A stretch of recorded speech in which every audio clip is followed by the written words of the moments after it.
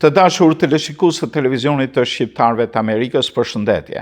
Sot në emisionin ton Argument kam ftuar një avokat të shquar të komunitetit shqiptar në Filadelfia, zotin Sami Zeka, i cili është dhe një nga drejtuesit të shoqatës së mirënjohur Bite Shqipes në Filadelfia. Por ai me këtë rast është, siç e thonë amerikanët, me kapelen e avokatit të emigracionit. Problemet e emigracionit në Shtetet e Bashkuara gjatë periudhës administratës Trump janë të larmishme, sidomos pas periudhës 4 vjeçare të presidencës së Bidenit, ku Amerika sikurse i hapi dyert si një han pa porta, e në këtë mes kanë hyrë në Shtetet e Bashkuara jo vetëm emigrantë të cilët kërkojnë një mirëqenie ekonomike, por edhe emigrantë të cilët kanë pasur një background kriminal në vendlindjen e tyre. Zoti Sami, mirëseardhë. Mirësevgjeta. Ta fillojmë me një nga problematikat kryesore që në fakt i dha dhe fitoren presidentit Trump në zgjedhjet e mëparshme. Çështja e emigracionit. Si është situata e emigracionit tani krahasuar me periudhën e mëparshme të zotit Biden, të presidentit Biden, kur sheh krahasimet në të njëjtin vend të zonës kufitare në Texas, poshtë një ure, si ishte më përpara, si është tani, e kupton këtë, por ne duam më tepër një impresion tuaj edhe nga sasia e çështjeve që ju keni si avokat për problemin e migracionit. Po, faleminderit. Është një hot topic në këtë periudhë që jetojmë tashti, kjo çështja e migracionit është diçka që patjetër e prisnim, sepse dhe në fushatën e tij elektorale presidenti Trump i kushton një rëndësi të jashtëzakonshme çështjes së migracionit dhe të tarifave kështu me radhë. Megjithse shumë veta e prisnin të bësh gjithsesi shkaktoi një tip paniku në shumë shtetas, qoftë legal apo qoftë ilegal, sepse në përgjithësi populli nuk e ka qef ndryshimin e para. E dyta, siç e dim, ka patur shumë ndryshime në këtë 3 mujor, 4 mujor që president Trump është në fuqi, duke filluar që nga ana ligjore dhe nga ana ekzekutive. Nga ana ligjore, sepse me njëherë sa prej fuqi, president Trump shkroi shumë urdhra që në mënyrë që të menaxhohesh apo të procesohesh hyrja e emigrantëve ilegal, gjithashtu dhe dëbimi i atyre që ishin këtu ilegal. E bëri një mënyrë shumë të shpejtë për dëbimin e këtyre që janë ilegal, por në të njëjtën kohë dhe urdhrat e tij kishin disa prioritete. Në listën e tij më të parë të prioriteteve të dëbimit ishin personat të cilat kanë krijuar ose kanë probleme me ligjin, kanë bërë krime në Amerikë dhe në vendet e tyre nga vijnë. Në fillim u fokusua tek këta individ. Dhe mbas këtyre pastaj kalojnë dhe ata pak më rëndësishme kështu me radhë. Por plani i tij gjithmonë ka qenë që personat e padëshiruar nuk duhet të jenë në Amerikë. Vetë ligji amerikan e thotë, jo vetëm për personat të cilët kanë ardhur palishëm dhe s'kanë asnjë dokument, por madje edhe për personat me green card, nëse ndodh një veprimtari kriminale me dëshira pa dëshirë, madje një DUI apo edhe një aksident, apo unë një rast kur një shqiptar në kohë të shkollës mesme ishte zënë me grushta me një Amerikan, kjo u fut në pedinën penale të atij dhe si përfundim ai u dëbua nga Shtetet e Bashkuara, nuk mund të kthej më për të bërë qytetar i lishëm. Pra, ligjet kanë qenë këtu. Është puna e zbatimit të ligjeve. Po, folëm për pikën e parë që ishte vendosja e disa vetove që vendosi Trumpi, disa urdhrave ekzekutive që vendosi, por ashtu si thatë juve, ligjet kanë ekzistuar më parë që ilegalët nuk duhet futeshin në Amerikë vetëm në qoftë se kishin çështje shumë të forta duke futur qita azili apo frika e dhunës kundër personave bazuar te feja ose idet e partive kështu me radhë. Domethënë ishte ligji ka qenë. Puna ishte se nuk ekzekutohesh. Edhe një kohë që në Amerikë po futeshin me miliona vet, ashtu siç e di të gjithë tash, dhe nuk e dimë se kush po futesh. Nuk ishte në sistem, nuk ishte një background check që bëjmë se kush ishin këta persona që vinin. Sistemi i emigracionit në Amerikë nuk ka patur në ndryshim të madh që në vitin 1996 dhe ka qenë më së domosdoshëm. Nuk jam i mirëformuar për incidentin që ju folët, por s'ka rëndësi. Di këtë gjë që dhe personat që janë me green card apo janë dhe me shtetësi të legalizuar, jo të lindur këtu, kanë disa ligje që duhet i respektojnë, ka shumë ligje duhet i respektojnë. Është shumë herë më vështirë për të marrë statusin në një personi me green card, patjetër, por një që është këtu ilegal dhe ai vetë di ose ajo e di që nuk duhet jetë këtu. Kështu që nuk është ndonjë gjë që nuk pritesh ose edhe vetë ilegal nuk e dini që mund ta hasnin. Okay. Hyrja në Shtetet e Bashkuara në mënyrë ilegale apo bën krim? Po. Pra, që në momentin që këta hyn duhet konsiderohen persona të inkriminuar apo jo? Jo të gjithë. Jo të gjithë. Jam dakord, por jo të gjithë. Sepse shumë veta që futen në mënyrë ilegale në kufirin me Amerikën, mund të kenë dhe çështje emergjente të cilat aplikon në momentin që futesh në Amerikë direkt dhe ata të lejojnë të futen. Për të drejtën ashtu quajtur drejtë e azilit e njohur nga OKB-ja. Po, drejta ndërkombëtare janë disa persona që nuk mund t'i quash kriminal, në të futesh të gjithë në një thes. A ka persona të tillë që janë kriminal? Patjetër. Prandaj duhet rregulli dhe duhet zbatohet. Vetëm në 3-4 muajt e fundit që Trumpi ka ardhur në fuqi, shihet ndjeshëm rënja e emigrantëve ilegal të ardhur nga kufiri. Domethënë, megjithëse ky ligj ka ekzistuar vetëm për 3-4 muaj, ndjehet ndjeshëm.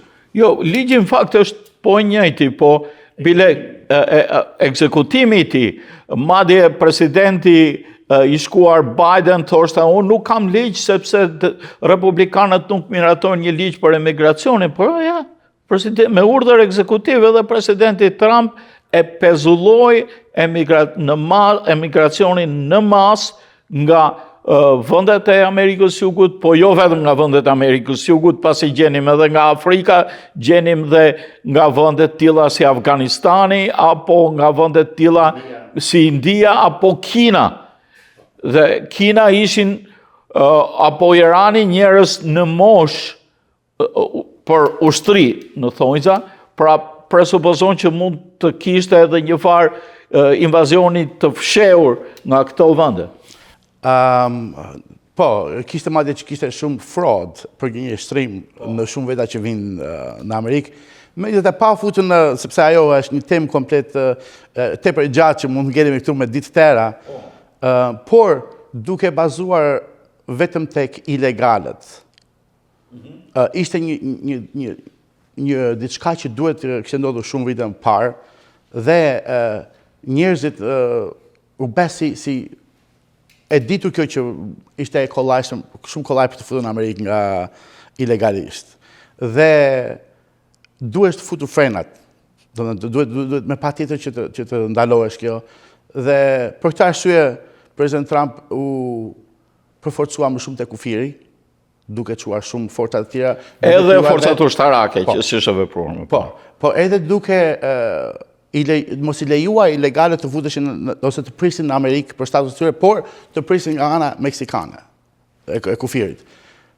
Pati një bisedë me presidenten e Meksikës dhe Meksika gjithashtu vendosi forca ushtarake në kufirin me Meksikan. Po, Meksikën për ndaluar problemin ilegal. Po kjo vjet të re, po flasim edhe për luftën politike në Kongres, demokratët madje edhe një ligj që ishte vendosur në kohën e Covidit, i ashtu quajtur numër 42, e anulluan, i cili presupozonte të njëjtën gjë, që ata duhet të ndalin përpara në Meksik dhe aty të aplikonin.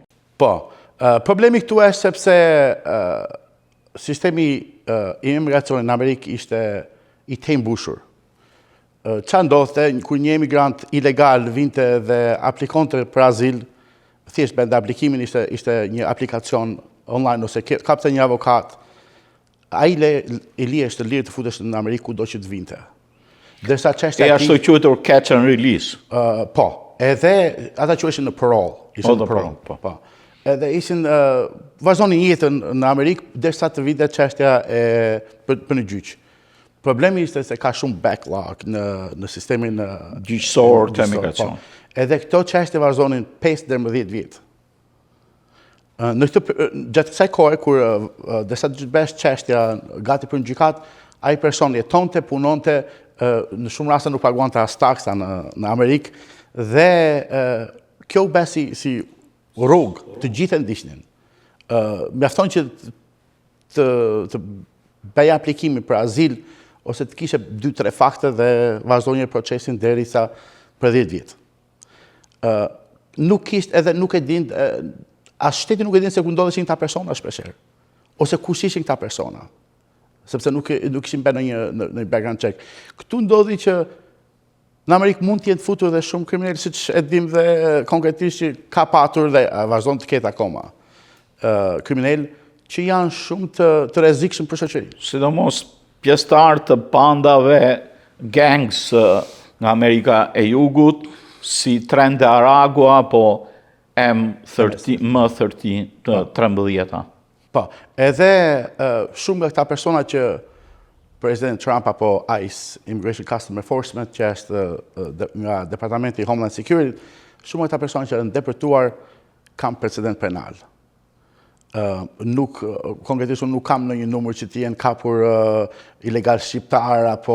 Megjithatë unë kam një numër, është ndoshta nuk kanë ardhur në këtë rrugë, nuk pam që të kishte emigrant shqiptar që të vinin nga jugu nga Meksika kohët e fundit, mund të edhe të ketë pasur, sipas ICE, Shqipëria duhet pranoj 1878 kthime, në cilët janë kapur nga ICE. Po nuk i kanë deportuar akoma. Nuk i kanë deportuar akoma. Po, kjo është numri personave që ICE ka gjetur sipas të dhënave në internet për emigrant shqiptar të hyrë në mënyrë të paligjshme. Po, që për mendimin tim është një numër shumë i vogël në krahasim me numrin që ka në Amerikë. Numrin e emigracionit shqiptar në përgjithësi, pa gati më shumë se gjysma jon, fatkeqësisht jemi larguar nga vetëlindja, e natyrisht ky numër nuk është një numër domethënës. Tani, po ndalemi tek praktika e juaj. Si avokat emigracioni, ju keni dhe detyra tjera si avokat për problematikat ndryshme, por ne po ndalim te ky aspekt.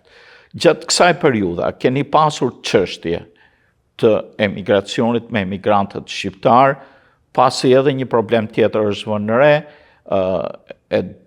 dhënia e azilit për shqiptarët është pezulluar. Po.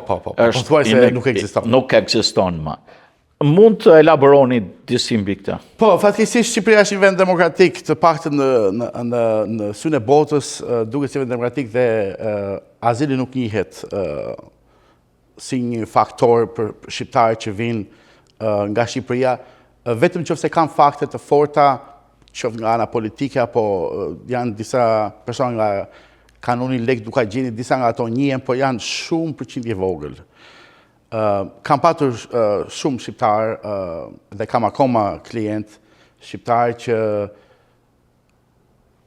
këto ligjet ekzekutive që kaloi Trumpi i beri që të përshpejtojnë dhe dokumentat ose të futen në proces.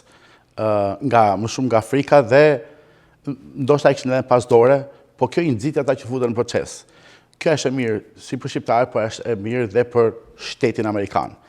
futja në proces, sepse në atë para i ka mbrojtje ligjore, në qoftë se procesi nuk ka dalë një ligj i fundit për deportimin e tij, dhe në atë të dytë është një plus për shtetin amerikan sepse e di se kush është ky person, ku jeton dhe fillon paguan taksa. Është fitim. Në 3-4 muajt e fundit ka pasur një dyndje më të madhe për personat shqiptar për të futur në proces për aplikime, por një numër akoma më të rritur ka pasur nga vendet latine. Ka edhe puna që neve nuk i mbulojmë dot të këto aplikime, se mjaftoni që të futesh në sistem. Për të blerë kohë. Kjo ishte thjesht blerë e kohë në shumë të rasteve, sepse fakte nuk kishin shumë. Po. Edhe nuk kishin se si të identifikojë identiteti i tyre, këtyre person. Po. Edhe çfarë ndodhi në këtë periudhë, shumë aplikime futën në sistemin e emigracionit dhe kjo krijoi një backlog dhe më të gjatë për përfundimin e këtyre çështjeve. Tash ka ardhur që të bësh first hearing, do të thënë gjyqin e parë, për gjyqin është 5-6 vjet. Është backlog i tmerrshëm. Kuptohet varëse të cila zyrë të zë, sepse ligji emigracionit është federal. Kështu që vetëm në gjykatën federale të zonës ku punon. Unë kam licencë për të punuar për federale në kudo në Amerikë, kështu që mundohem t'i gjej ato zonat që janë më fitimprurse për klientin tim. Patjetër ne me këtë punë merremi, por varet edhe nga klienti se çfarë është prioriteti i klientit tim. Nëse klienti tim do që ta ketë sa më gjatë procesin, atëherë e gjej atë gjykatën federale në atë zonë ku çështjet vazhdojnë të gjata. Po. Zgjatë, sepse me atë zgjatë ai mund të qëndrojë, plotësoj dokumentacionin ose gjëra të tjera. Po, edhe pa fakte fare ata s'mund të jenë, sepse unë nuk mund të marr një çështje pa patur fakte fare. Nuk e kam etikën time, por kur faktet janë të dobta, nuk i shikoj shumë të forta. Megjithëse unë si avokat 1% vogël bëj emigracion, vetëm 5-7% bëj çështje emigracioni, por ka pasur një dyndje shumë të madhe. Më të shumë çështje unë i kam me aksidentet, me aviona, me makina, me premises liability, por ka pasur një dyndje të madhe në immigration.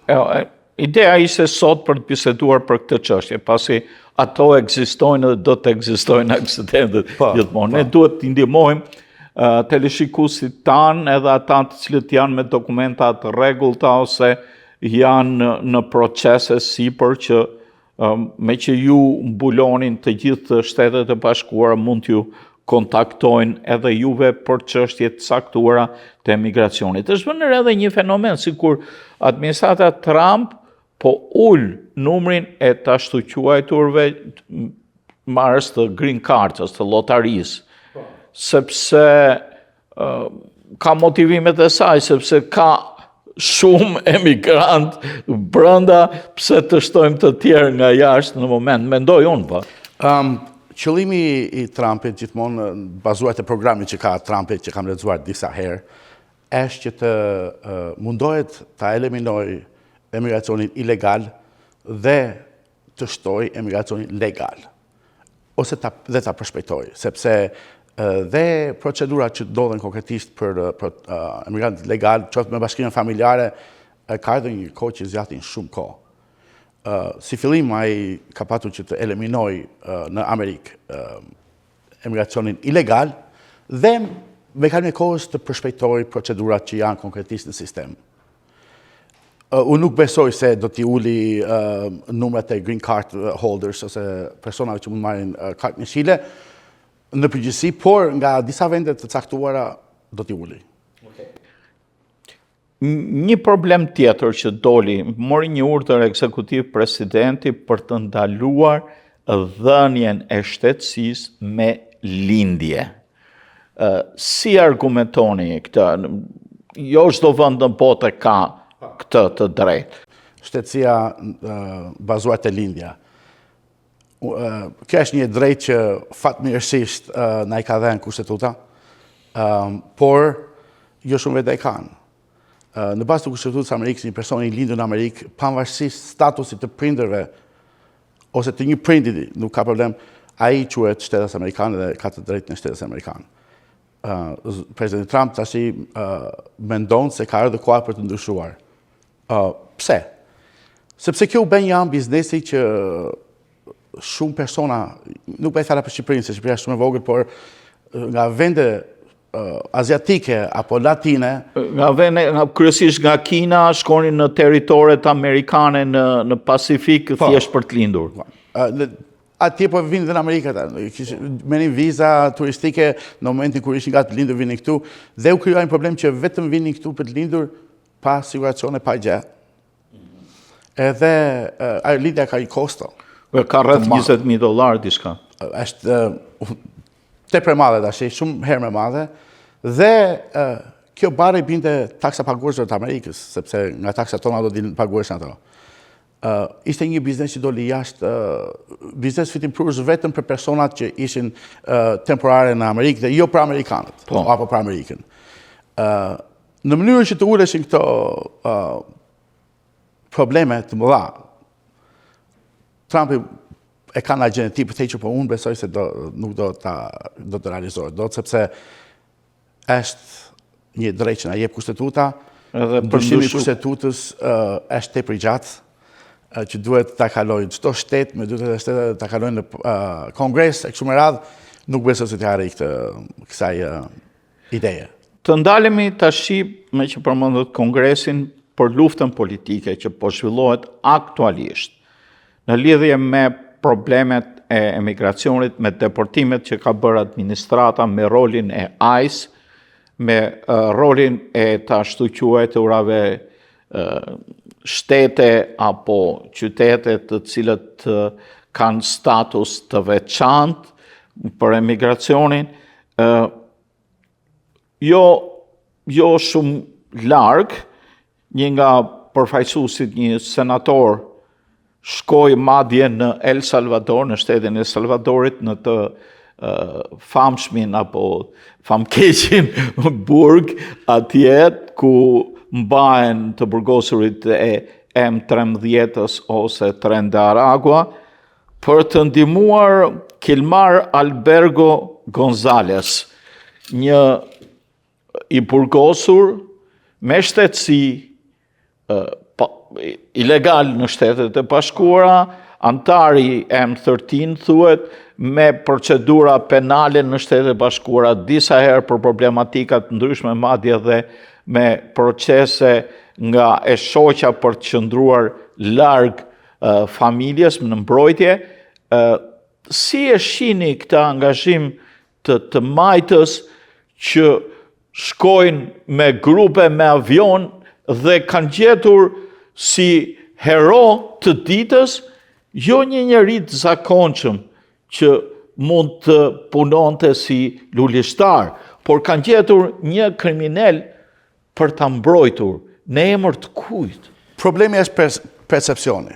Shumë herë në media ky individ apo ky person është fokusuar si person problematik dhe me lidhje me M13, si quhet, dhe me gangstera në Amerikë. Por problemi këtu është shumë legal, sepse ky deportuar në mënyrë komplet pa patur asnjë të drejtë, si individ qoftë ilegal, këtu ka disa të drejta. Procesi ligjor. Këta deportuan megjithëse gjykatësi që morin në çështje që po shpjegonte të çështje, tha që nuk duhet deportohet, ata deportuan anyway, domethënë dërguan kundër gjykatësit pa patur ndonjë fakt konkret në lidhje me këtë person apo kishte lidhje me due process, si që quajmë, procesi domosdoshëm. Po, due process këtu në këtë rast nuk ka ekzistuar. Të çështje ligjërisht kjo ka ndodhur në këtë çështje. Thjesht e kam studiuar shumë nga afër dhe e di konkretisht se çfarë ndodhi aty, por gjykatësi i dha shumë kohë Departamentit të Drejtësisë që të paraqiste dokumentacion në lidhje me allegations, me çfarë ata mendonin se kishte lidhje, dhe ata asnjëherë nuk kanë dorëzuar në gjykat faktet që ata kanë që e bazuan këtë depërtim. A kishte ky person probleme me bashkëshorten? Po ajo është dokumentuar ajo, kishte bashkëshorta 2-3 herë, kishte bërë pa di për mbrojtje personale, po përshyje kishte tërhequr. Nuk kishte një vendim nga gjykata të prerë që ky ishte me të vërtet po mirë. Kështu që nuk mund ta supozojmë neve se po u bë një padi me të vërtet ai është fajtor. Okej. Ky është një aspekt ligjor dhe unë respektoj mendimin tuaj. Por nga ana tjetër unë po ndalem tek fakti që të marrësh një individ të tillë, ta bësh hero të ditës, kur ka miliona emigrant të paligjshëm, mund të ketë edhe emigrant të paligjshëm, një punonjës, një berber kishin rrastu dje, po një person tjetër. Në këtë rast, ta persona të cilët vërtet kanë hyrë në mënyrë të paligjshme, po kanë paguar taksa, kanë jetuar këtu për shumë vite. Unë di që këtu në Michigan kemi një emigracion të madh nga malësia e madhe, di që ka individ për një arsye apo tjetër kanë hyrë në mënyrë të paligjshme prej 30 vjetësh dhe vazhdojnë të jetojnë në mënyrë paligjshme, pa pasur dokumentacion të plot. Në këtë mes, administrata Trump me këto shtrëngesa a ndikon edhe tek këta njerëz? Për momentin jo.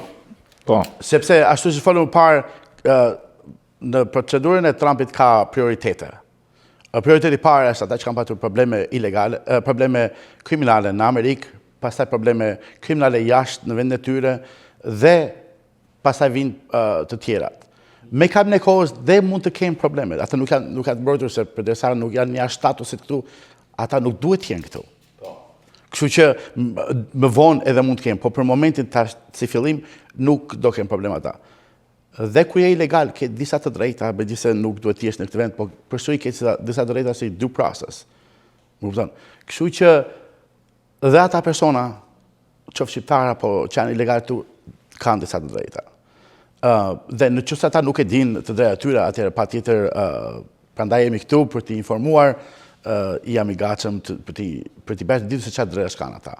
Çfarë mund të bëjë komuniteti shqiptar për të informuar personat shqiptaro-amerikan, qoftë edhe me çështje migracionit pas gjithura, që të ndihmojnë që të realizojnë nëndën e tyre për të qëndruar ata, siç që dhe jemi edhe ne në Shtetet e Bashkuara. Po, çdo individ ka ato të drejtat e veta, ashtu si thash, por dhe këto drejta variojnë nga një person tjetër, bazuar te familja e tij, tek se si ka ardhur në Amerikë, kështu që të drejtat ndryshojnë nga individ në individ tjetër. Nuk mund të jenë dy individ nuk mund të kenë të njëjtat mundësitë ose drejtat, sepse çështjet e tyre janë të ndryshme. Mënyra më e thjeshtë për të vërtetuar nëse çfarë mund të bëj për të mbrojtur veten time, është thjesht unë ofroj konsultime pa lek për jo vetëm shqiptarët, por për shumë ilegal. Me disa informacione që dua unë mund të informoj shumë kollaj se çfarë janë të drejtat, se çfarë alternativash mund të kesh për të futur në proces. Ajo futja në proces të jep një fire protection për të mbrojtur nga të paktën nga depërtimi që po ndodh në këto momente. Ndonjëherë ndodhesh dhe në vend e gabuar, në kohën e gabuar dhe mund të depërtohesh, por si individ ke të drejta për alternativa të ndryshme që mund të futesh në proces që të anashkalosh depërtimin menjëhershëm. Është e nevojshme, a shihni ju të nevojshme që si komunitet për shembull të organizohen kurse për mësimin e gjuhës angleze, ku do vi çështja e shtetësisë, ta persona do provohen në gjuhën angleze, apo kurse apo OJQ të ndryshme në drejtim të asaj që ju thatë që jep një ndihmë falas, që t'ju japin një ndihmë ligjore falas të gjithë emigrantëve shqiptar. Në kohën ku jetojmë sot është shumë e kollajt për të gjetur drejtime apo për të mësuar gjuhën angleze, për të evaluar në një shoqëri. Mjafton të kesh vullnetin, çdo individ ketë vullnetin dhe shumë thjesht vetëm me anë të internetit mund të mësosh gjuhën angleze. Gjithsesi, unë e di për shembull në zonën e Philadelphia, New Jersey, New York, janë disa organizata që ofrojnë kurse anglishte falas. Kam marrëdhënie me disa prej tyre dhe patjetër mund të orientoj çdo shqiptar që ka nevoja, po ka e qënë të arsyeshme që do ta ndihmoj ata në mësimin e gjuhës angleze. Kjo jo vetëm që e ndihmon për marrjen e shtetësisë, por e ndihmon dhe ata për të evaluar në shoqërinë ku jemi. Jemi në Amerikë. Është ka që do të flasim anglisht. Prandaj thonë, when you're Rome, do as Romans do. Kështu që do ishte shumë fitimprurse për mendimin tim dhe ja sugjeroj të gjithë shqiptarëve që të paktën të ndjekin një kurs për të mësuar anglisht. Zoti Sami, si u thrasin anglisht, Sam? Sam. Okej, kuptova. Zoti Sami, ju falenderit për analizën mjaft të hollësishme, për ndihmën juridike që jepni komunitetit shqiptar në Filadelfia dhe më gjerë, edhe për fatin që kemi një avokat të arsimuar këtu në Shtetet Bashkuara që ka provuar karrierën e tij, por që natyrisht edhe në këtë periudhë të vështirësive dhe ndryshimeve të mëdha të klimës së emigracionit, ne nuk po shohim një dyndje të emigracionit shqiptar apo jo. Patjetër, në atë para shkënaqësi që të jem këtu dhe të jem në shërbimin e popullit shqiptar, sepse kam kaluar vetë këtë vështirësi kur kam ardhur në Amerikë dhe fatkeqësisht në atë kohë nuk kishte shumë alternativa për të mësuar apo për të marrë drejtime, kështu që unë ndjehem krenar dhe i lumtur që mund t'i ndihmoj. Në lidhje me pyetjen e dytë që nuk ka dyndje, patjetër nuk ka, sepse policitë e Trumpit nuk janë për të dyndjen e personave që janë në Amerikë për të drejtën e amerikanëve. Janë thjesht për personat që janë të padëshiruar në Amerikë. Kështu që nuk besoj do ketë ndonjë ngritje të larmishme në deportimin e emigrantëve në Shqipëri, jo vetëm në Shqipëri, por edhe në vendet e Bashkimit Evropian, sepse fokusi është më shumë tek kriminalët. Kështu që i drejtojmë popullit shqiptar të mos bëjmë panik, sepse nuk ka ndodhur në një ngjarje e jashtëzakonshme, kjo pritesh, dhe nuk besoj se janë të fokusuar aq shumë tek personat që vazhdojnë punën, paguajnë taksat në Amerikë, por është më shumë e fokusuar tek kriminalët dhe të njerëzit pa dëshiruar që nuk duhet të jenë në Amerikë në atë parë dhe nuk duhet të mbahen me këto. Zoti Sami Zeka, ju falemderit.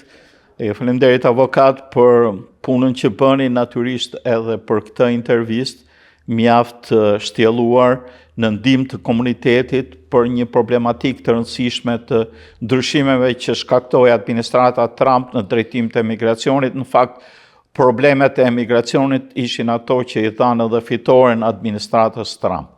Dashur teleshikues të televizionit të shqiptarëve të Amerikës, ne këtu i dham fund emisionit ton Argument. Do të takohemi në emisionet të tjera me të ftuar të tjerë. Miru takofshim. Ju falemderit. Lutem.